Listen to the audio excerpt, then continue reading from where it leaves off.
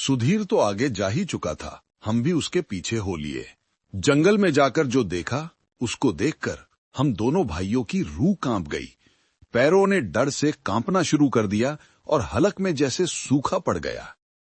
हमने देखा वो लाइबा जो इतनी सुंदर और मासूम दिखती थी, आज वो इतनी खूंखार चुड़ैल दिख रही थी। वो नर मुंडों की माला पहने एक अग्नि कुंड के आगे बैठी है। उसके चेहरे पर उसके लंबे बाल बिखरे हुए थे। उसके आसपास कई तामसिक वस्तुएं रखी थीं, जैसे शराब, मांस आदि, और वो जोर जोर से बंगला भाषा में किसी मंत्र का जाप कर रही थी। इतने में सुधीर भी आकर उसी अग्निकुंड के आगे बैठ गया और जोर जोर से सर हिलाने लगा। काफी देर ऐसा ही चलता रहा। लाइबा मंत्र पढ़ती रही और सुधीर सर हिलाता रहा। फिर लाइबा ने अपने दोनों हाथ हवा में उठाकर किसी शक्ति को आने का निमंत्रण दिया। फिर क्या हुआ पिशाचिनी का प्रेम जाल, पूरी कहानी पढ़कर जाने चुड़ैल की कहानी। शक्तियां, सिद्धियां या कोई भी विद्या हासिल करना अच्छी बात है, क्योंकि इनके सही उपयोग से मानव जाति का बहुत भला होता है। और इन शक्तियों, सिद्धियों और विद्याओं को पाने वाले लोगों पर एक बड़ी जिम्मेदारी होती है, और ये जिम्मेदारी इन शक्तियों का सही उपयोग करने की होती है, जिससे मानव कल्याण हो सके। लेकिन समस्या तब आती है जब लोग जल्दी पैसा कमाने, जल्दी से तरक्की करने या असीम शक्ति पाने के लालच में अंधे होकर ऐसी सिद्धियों, शक्तियों और विद्याओं का गलत उपयोग करके मासूम लोगों को गंभीर संकट में डाल देते हैं। मेरा नाम अतुल अभिज्ञान है। मैं एक 52 साल का व्यक्ति हूं और गाजियाबाद, उत्तर प्रदेश में नौकरी करता हूं। ये कहानी मेरे गांव की है जो बिहार जिला मुंगेर में पड़ता है। ये बात सन 2001 की है, जब हमारे गांव में अचानक से 15-20 साल के किशोर लड़के गायब होने लगे। उनके घर वाले बताते थे कि गायब होने से पहले वो लड़के ना तो घर वालों की बातें मानते थे, ना ही किसी की सुनते थे। बस घर से ज्यादातर समय बाहर ही रहते थे और एक दिन अचानक गांव से गायब हो जाते थे। 4 लड़के बिल्कुल इसी तरह पिछले 2 साल में गायब हो चुके थे।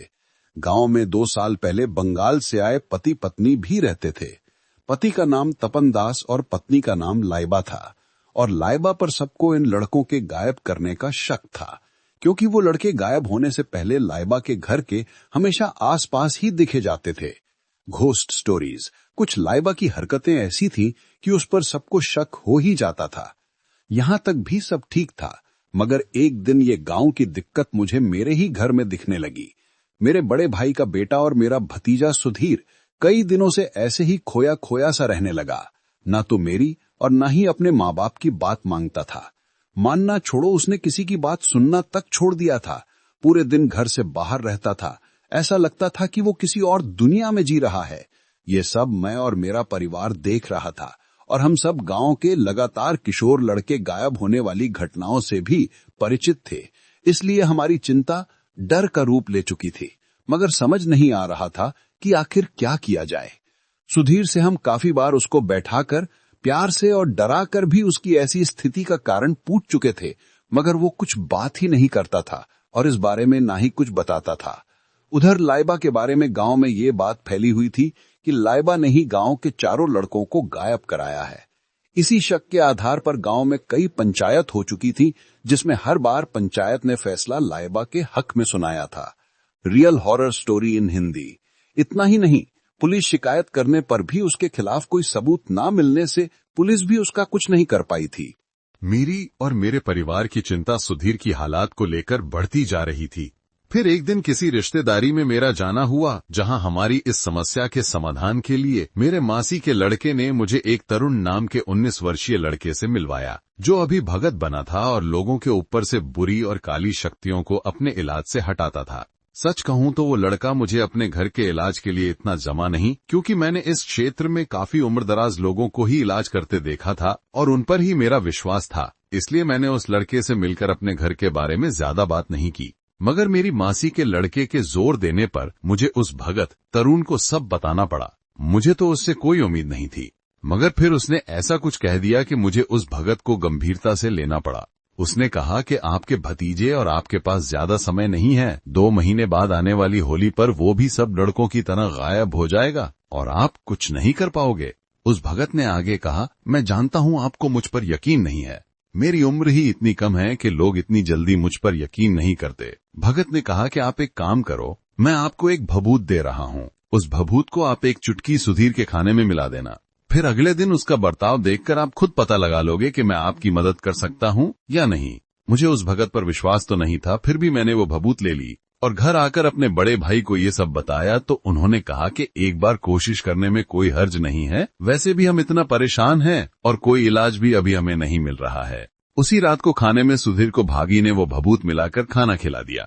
वैसे तो सुधीर रोज खाना खाकर बाहर जाता था और रात को देर से ही आता था, लेकिन आज वो कहीं नहीं गया और जल्दी ही सो गया। फिर अगली सुबह उठकर कहने लगा कि मैं बहुत हल्का महसूस कर रहा हूँ। काफी दिनों बाद सुधीर सब परिवार वालों से अच्छे से बात कर रहा था। मैंने और बड़े भाई ने तरुण भगत को घर बुलाने का फैसला किया। 3 दिनों बाद वो भगत घर आए। इतने में सुधीर फिर पहले वाले हाल पर वापस चला गया। तरुण 3 दिनों बाद घर आया और उसने सुधीर को अपने सामने बैठाकर उससे कुछ सवाल किए, जिसका सुधीर ने ठीक से जवाब नहीं दिया और घर से निकल कर चला गया। तरुण ने हमें बताया कि जब मैंने आपको भभूत दी थी तो उसका असर सुधीर पर तो हुआ ही था, साथ में जिसने सुधीर पर क्रिया की हुई है उसको भी इस बात की भनक लग गई थी, इसलिए उसने अब सुधीर पर अपनी पकड़ मजबूत कर ली है। फिर भी मैं आपको एक सामग्री की पोटली दे रहा हूँ, वो सुधीर के सोने के बाद उसके ऊपर से 7 बार उतारकर चौराहे पर रख देना, उससे सुधीर ठीक हो जाएगा। तरुण के जाने के बाद जब सुधीर घर आया तो हमने ऐसा ही किया। सुधीर अगली सुबह एकदम ठीक हो गया। उसका चेहरा ही बता रहा था कि वो अब पहले से काफी ठीक है।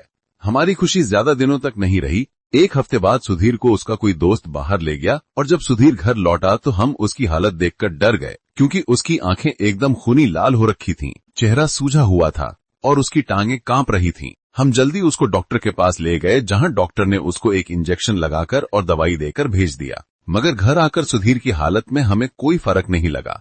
हमने अगले दिन सुधीर को लेकर तरुण के पास उसके घर चले गए। तरुण ने सुधीर के लिए हलवा बनवा दिया। हलवा सुधीर के सामने आया तो उसने हलवा खाने के लिए जैसे ही चम्मच में लिया, फिर उसको सूंघा और पूरी थाली भरा हलवा फेंककर तरुण के घर से बाहर आ गया। हम सबने उसको रोकने की बहुत कोशिश की, मगर फिर तरुण ने हमसे कहा कि इसको जहां जाना है जाने दो, इसको छोड़ दो। हम काफी देर तरुण के पास बैठे रहे और पूछते रहे कि ये सब क्या हो रहा है और क्या हमारा बच्चा कभी ठीक हो पाएगा। तरुण ने कहा, मैं अभी सुधीर को बुलाकर उसके साथ अपने एक देव को भेज देता हूँ जो उसकी रक्षा करेंगे और साथ साथ मुझे उसकी सारी खबर भी देते रहेंगे। तरुण ने थोड़ी देर ध्यान लगाने के बाद कहा कि सुधीर अभी आ जाएगा। ये बात होने के बाद थोड़ी देर में सुधीर वहां आ गया और तरुण के घर के बाहर आकर घर की पैड़ी पर बैठ गया, जहां से तरुण उसको बुलाकर अंदर अपने देवी देवता के पूजा वाले धुने पर ले आया और सबसे पहले तरुण ने सुधीर का मत्था वहां उस धुने पर टिकवाया। उसके बाद तरुण ने सुधीर से पूछा कि तुम जिस औरत के पास जाते हो, क्या उसने तुम्हें कुछ दिया है? इस पर सुधीर ने कहा, हाँ, ये अंगूठी उसने मुझे दी थी और कहा था कि इसको कभी उतारना नहीं है।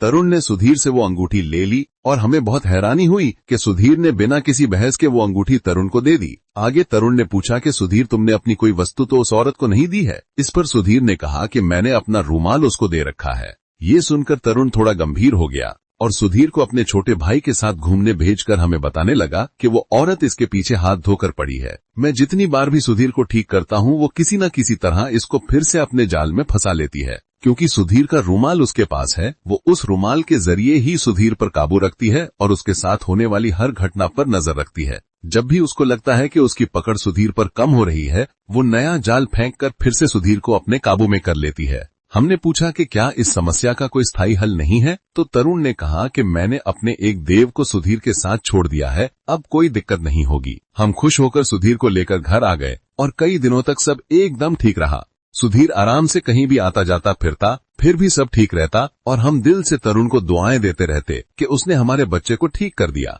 होली आने के 25 दिन बाकी थे, घर में सब ठीक चल रहा था। फिर एक रात अचानक सुधीर सोते हुए अचानक उठ गया और अपना सर जोर से हिलाते हुए खेलने लगा। उसकी तेज आवाज से मैं भी उठकर उसके पास गया तो देखा वो अपने होश में नहीं था। उसके सर किसी शक्ति की सवारी आई हुई थी। वो मुंह से अजीब अजीब आवाजें निकालकर सर हिलाए जा रहा था। उसकी जबान पर जैसे ऐंठन सी लग गई थी। वो जब बोलता तब बहुत सारा थूक जमीन पर गिर जाता। ये मंजर खौफनाक था। इसको देखकर सबका दिल दहल उठा था। जैसे तैसे हमने सुधीर के सर आई शक्ति को शांत किया। सुधीर शांत तो हुआ था, मगर फिर भी वो ठीक नहीं था। उसके चेहरे के हाव भाव बता रहे थे कि वो बड़ी मुसीबत में है। अगले दिन हमने तरुण को जाकर ये सब बता दिया और उसको गाड़ी करके अपने साथ ही घर ले आए। तरुण ने सुधीर का हाल देखा और अपना सर पकड़ लिया। तरुण ने कहा कि मैंने इतनी बार सुधीर का इलाज कर लिया, इस बार तो अपने देव को भी सुधीर की रक्षा के लिए लगाया था, मगर उस पिशाचनी ने मेरे देव को भी सुधीर के पास से हटा दिया और उसको फिर से अपने काबू में कर लिया। मैं हर बार उस पिशाचनी का जाल काटता हूँ और वो हर बार कुछ और बड़ा करके सुधीर को अपने चंगुल में फंसा लेती है। ऐसा हर बार कैसे होता है? इसका जवाब अब सुधीर ही देगा, मगर पहले उसको ठीक करना पड़ेगा। ऐसा बोलकर तरुण ने पूजा शुरू कर दी। अपनी एक देवी को सुधीर के सर बुलाकर उससे सारी बातें और सब सवाल जो हमारे मन में थे और तरुण को पूछने थे, वो सभी सवाल पूछे गए और उन सवालों के काफी दिल दहला देने वाले जवाब हमें मिले। देवी ने सुधीर के सर आकर बताया कि इसी गांव में लाइबा नाम की एक औरत है जो किशोर लड़कों को अपने सौंदर्य से मोहित करती है। उनको अपने प्रेम जाल में फंसाकर अपनी पिशाचनी शक्ति को बढ़ाने और बेशुमार दौलत पाने के लिए किशोर लड़कों की हर साल होली और दिवाली पर नरबलि देती है। पहले वो ऐसा बंगाल में करती थी जहां उसका राज खुलने वाला था, इसलिए वो अब भागकर बिहार आ गई और यहां आकर वही सब करने लगी है। लाइबा ने लोगों को दिखाने के लिए और सबके बीच रहकर अपना काम आराम से करने के लिए अपनी पिशाचनी शक्ति से एक लड़के की बुद्धि घुमाकर उसको सबकी नजरों में अपना पति दिखाया हुआ है। अब उसकी नजर सुधीर पर है। लाइबा ने सुधीर के साथ कई महीने से उस नरबली की सभी रस्में पूरी की हुई थी और अब सुधीर उस नरबली के लिए एकदम तैयार था।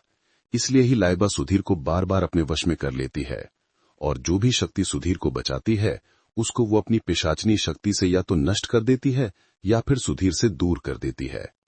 इतना कहकर देवी सुधीर के सर से चली गई और हम सब सोच में पड़ गए कि क्या सुधीर भी बाकी गांव के किशोर लड़कों की तरह लाइबा की नरबली का शिकार बनेगा।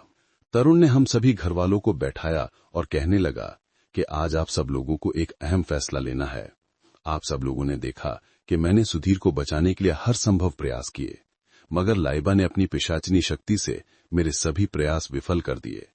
अब मेरे पास एक ही रास्ता है, मगर उसके लिए मुझे आपकी अनुमति यानी इजाजत चाहिए, क्योंकि उसमें लाइबा की पिशाचनी शक्ति को जड़ से मिटाने के लिए जो योजना मैंने बनाई है, उसमें हमें सुधीर को होली वाली रात लाइबा के पास भेजना पड़ेगा। और इसमें सुधीर की जान का जोखिम तो है, मगर इससे ही सुधीर और आपके परिवार को स्थायी आराम मिलेगा। आगे आप जैसा कहें। हमारे बच्चे सुधीर की जान जोखिम में तो थी ही, फिर चाहे हम तरुण की योजना में उसका साथ दें या ना दें, और होली भी पास ही थी, तो हमारे परिवार ने बहुत विचार करके तरुण को उसकी योजना में उसका साथ देने का विश्वास दिलाया और तरुण से आगे की कार्यवाही करने को कहा। तरुण ने हमसे कहा कि अब हमें सुधीर को रोकना नहीं है, वो जहां जाना चाहे उसको हमें जाने देना है।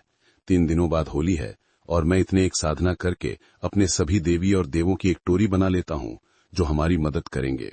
मैं होली की सुबह आपके घर आ जाऊंगा। इतना कहकर तरुण अपने घर चला गया। होली वाले दिन तरुण काफी सारा सामान लेकर सुबह ही घर आ गया।